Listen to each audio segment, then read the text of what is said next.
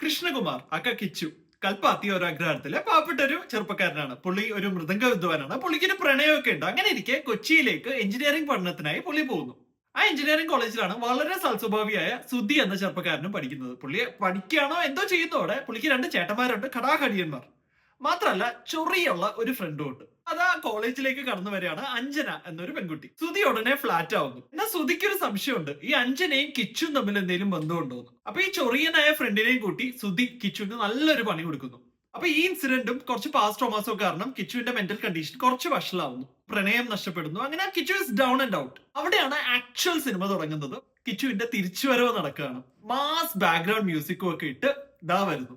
അവിടെ തൊട്ട് ഈ സിനിമ കണ്ടിരിക്കാൻ നല്ല രസമാണ്. അപ്പൊ സിനിമ ഏതാന്ന് മനസ്സിലായി കാണുമല്ലോ. അതെ, 2009 ദിവന്റെ സംവിധാനത്തിൽ ഇറങ്ങിയ നമ്മുടെ സ്വന്തം രാജുവേട്ടനെ സൂപ്പർ സ്റ്റാർ ആക്കിയ മെഗാ ഹിറ്റ് പടം പുതിയ മുഖോ